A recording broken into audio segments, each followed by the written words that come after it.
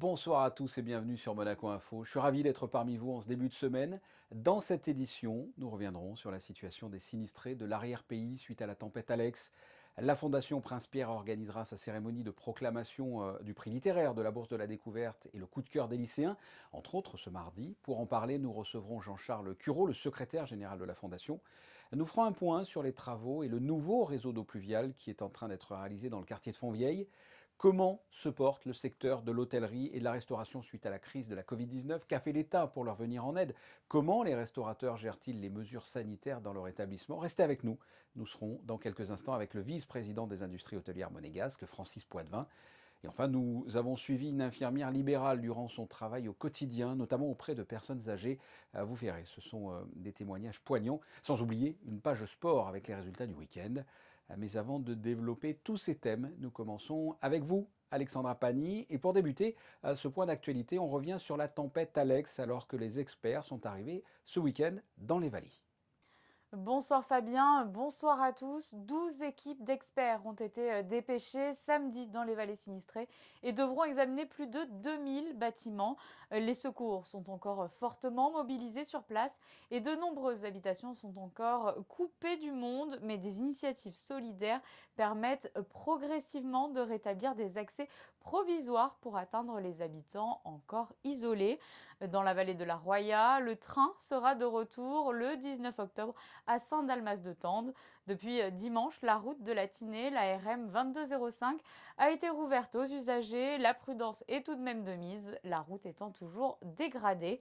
Les conducteurs devront respecter une limitation de vitesse à 50 km/h. Des nouvelles également des loups du parc Alpha.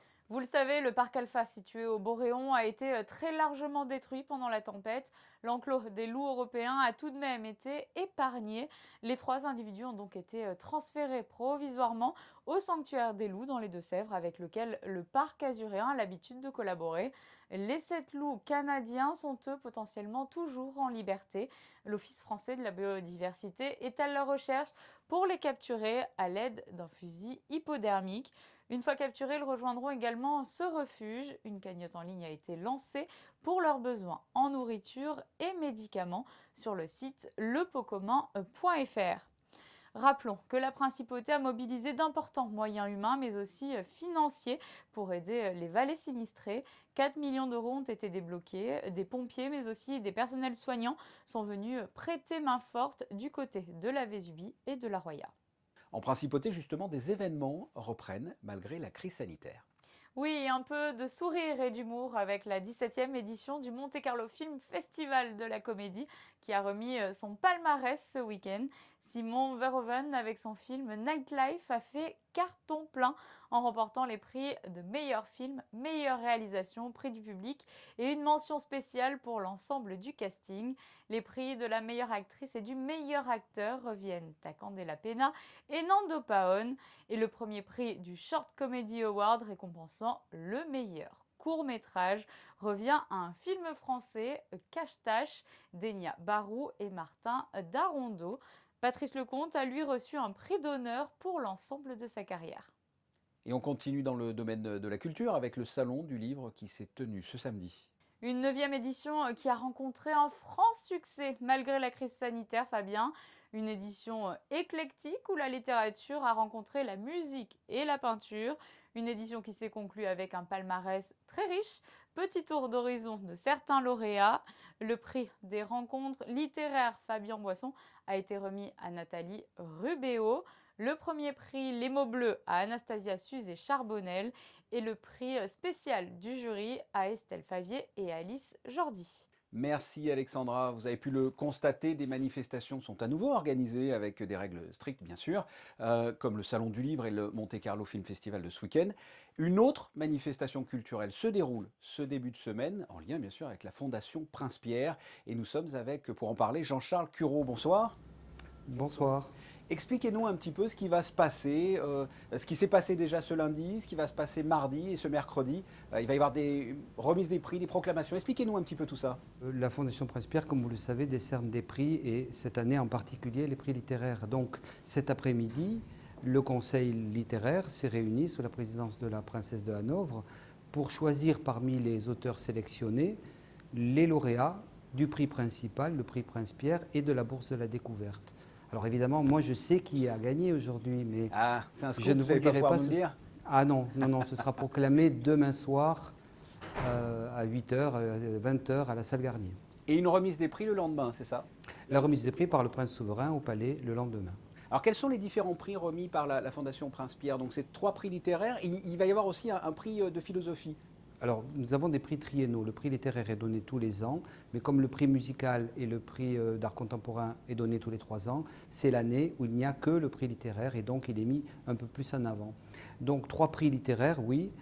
Les 2 premiers décernés par le Conseil littéraire, c'est-à-dire le prix principal, le prix Prince-Pierre de Monaco, qui est donné à un auteur confirmé pour l'ensemble de son œuvre, et le prix de la Bourse de la Découverte qui récompense un premier roman.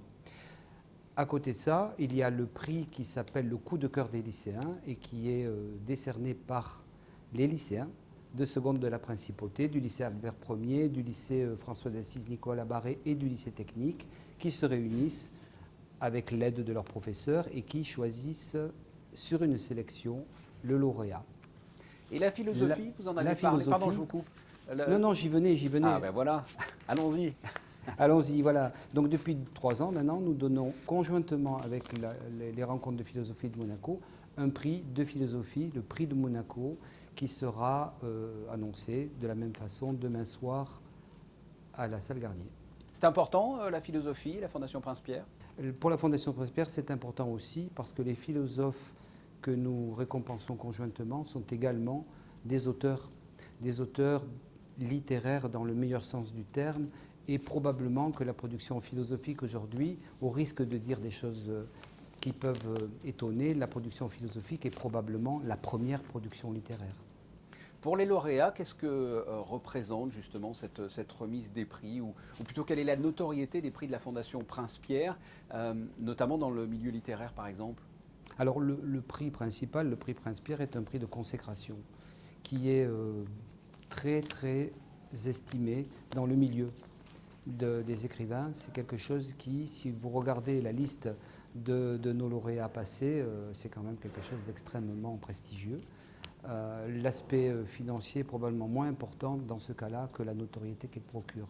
Pour la Bourse de la Découverte, c'est à la fois une reconnaissance pour le jeune auteur et un coup de pouce, puisque le prix est doté et que cette dotation permet aux jeunes auteurs d'envisager le second roman qui est parfois plus difficile à imposer que le premier.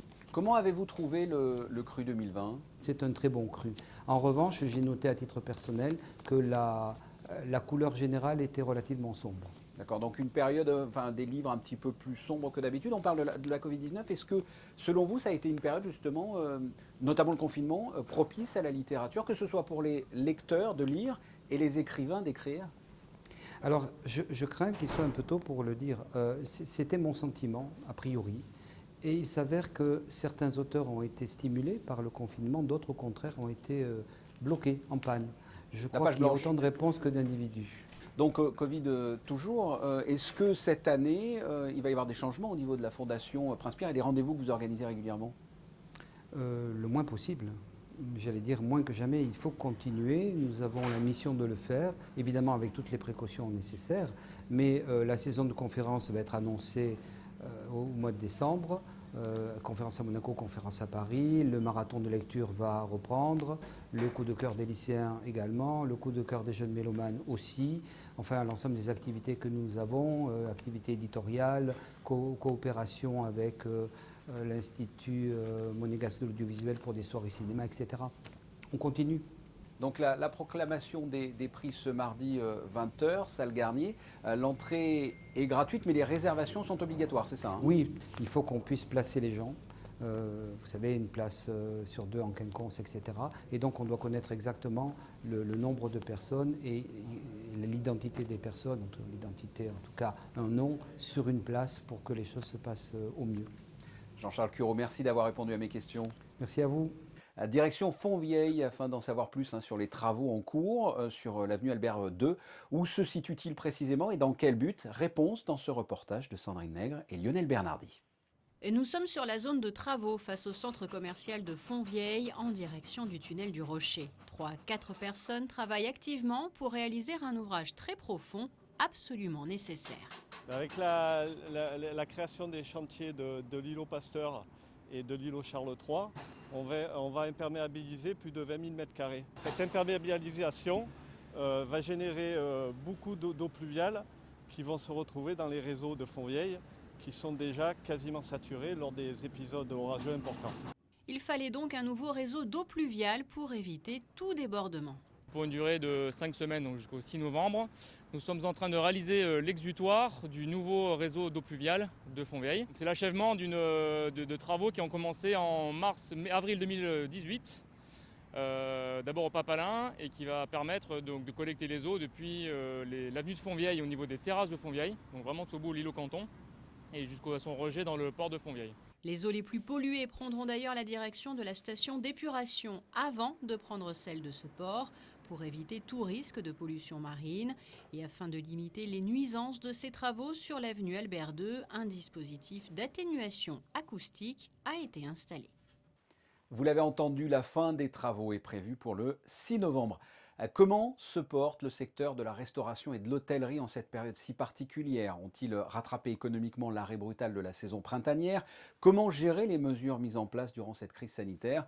Avec nous, pour y répondre, le vice-président de l'Association des industries hôtelières monégasques, Francis Poitvin. Bonsoir. Bonsoir. Première question, comment avez-vous vécu, comment vivez-vous vous-même et vos employés cette crise sanitaire? Comme on la vit, on essaye de la prendre avec beaucoup de conscience, beaucoup de responsabilité et surtout de professionnalisme. La complexité, c'est de demander une certaine discipline au niveau des clients qui comprennent qu'on se doit d'être prévenant, on se doit d'informer, on se doit pas d'éduquer, mais de faire comprendre qu'il y a quand même une discipline et un respect au niveau d'un établissement qui est contraint à faire obligation de ces règles sanitaires. Et c'est gérable justement de faire respecter toutes ces règles. Et puis en plus, vous travaillez avec des aliments, c'est une donne supplémentaire. C'est gérable tout ça? Je dirais c'est gérable, parce qu'en fin de compte, quand on regarde ces règles sanitaires, elles sont qu'au niveau de la restauration, ce sont déjà des règles basiques d'hygiène, basiques de travail, de mise en place.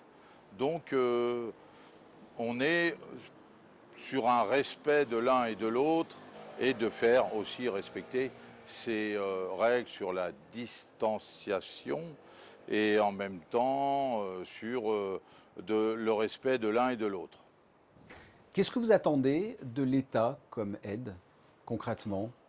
Déjà, je trouve que l'État nous apporte beaucoup. Il prend une vraie conscience que le domaine de la restauration est assez touché, mais il y a d'autres secteurs encore plus touchés. Mais la restauration, on est vis-à-vis de l'État écouté, cas par cas. Je dirais au niveau de Monaco, localisation par localisation. Non, il y a une vraie prise de conscience de l'État vis-à-vis de cette situation. Alors, le ministre d'État a annoncé justement la prolongation du CTTR, le chômage total temporaire renforcé.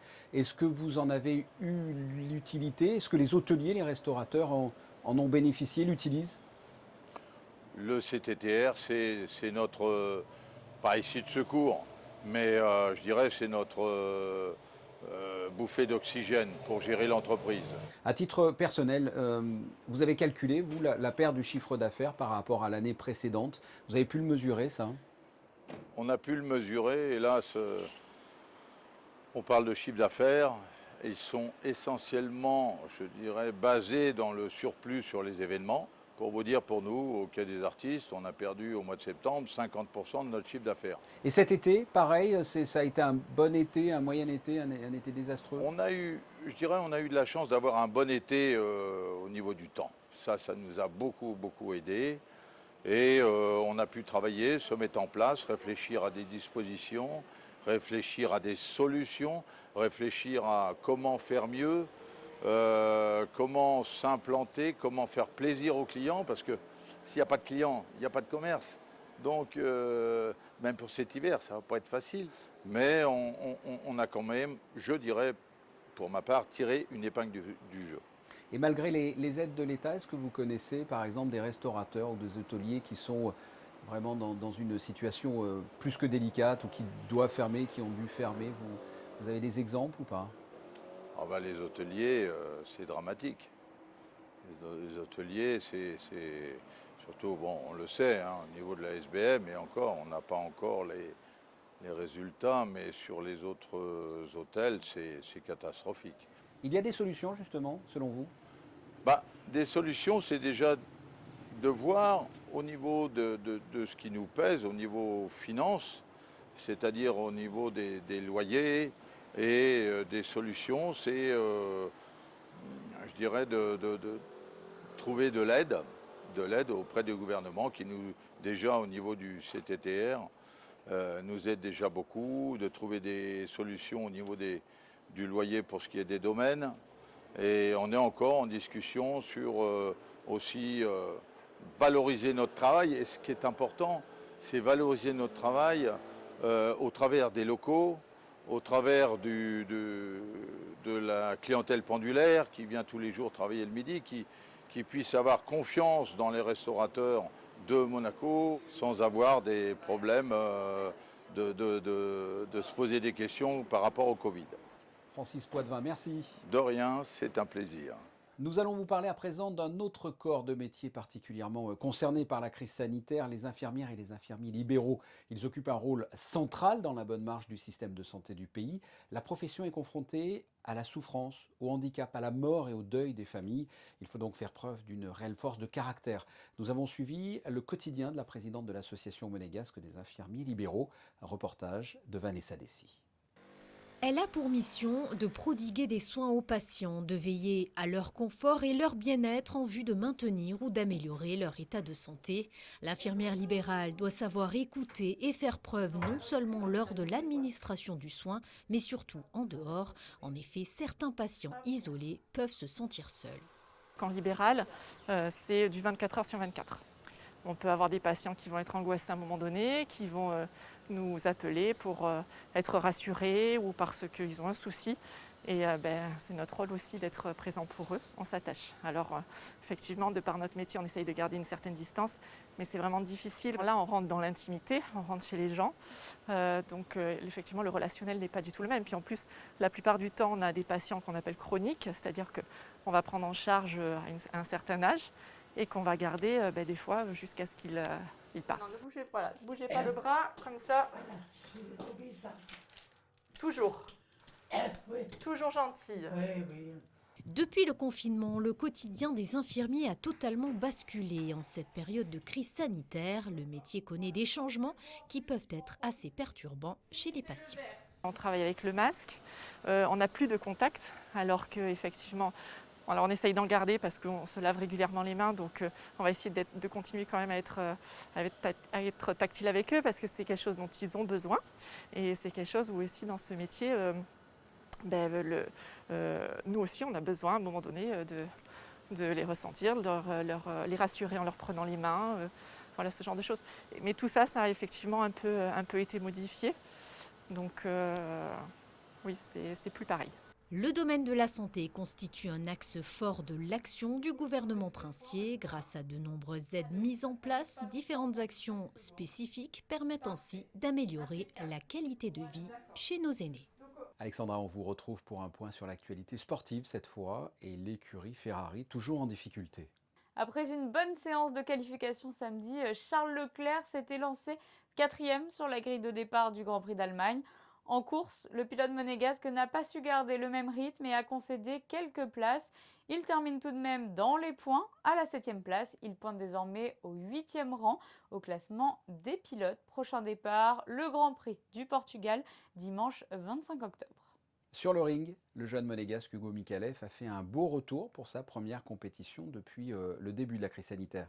Oui, c'est une belle médaille d'argent que le boxeur monégasque ramène d'Espagne. Hugo Mikalev s'incline en finale face au Gallois Johan Croft après un beau parcours dans ce tournoi Boxam. Et du côté des sports co, les résultats sont en demi-teinte. Tout à fait Fabien, il y a eu du très bon mais aussi des matchs à oublier. En volleyball chez les élites hommes, deuxième victoire d'affilée. Les joueurs de l'AS Monaco sont venus à bout de Reims et l'emportent après 2h20 de match.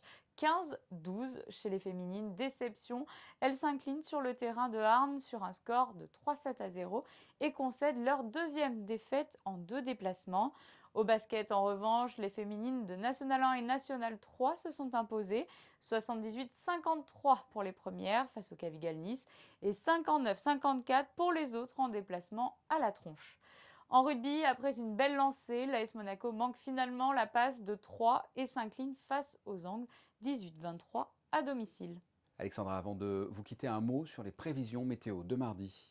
Fabien, nous aurons une belle journée ensoleillée ce mardi. Le temps se couvrira dans le courant de l'après-midi. Les températures seront fraîches le matin avec 9 degrés d'annoncés et remonteront à la mi-journée avec 17 degrés. Et Fabien, n'oubliez pas de fêter les Gémeaux en ce 13 octobre. J'y manquerai pas. En revanche, des Gémeaux, honnêtement, j'en connais pas beaucoup. Ce journal est terminé. Je vous donne rendez-vous pour une nouvelle édition. Demain, à la même heure, on se quitte avec les photos du jour. Elle est ultra talentueuse, une virtuose du piano à seulement 14 ans. La jeune monégasque Stella Almondo a donné un concert ce week-end à l'occasion du Salon du Livre. Ce sont des clichés pris par Emmanuel Vitali. Merci de votre fidélité. À très bientôt. Au revoir.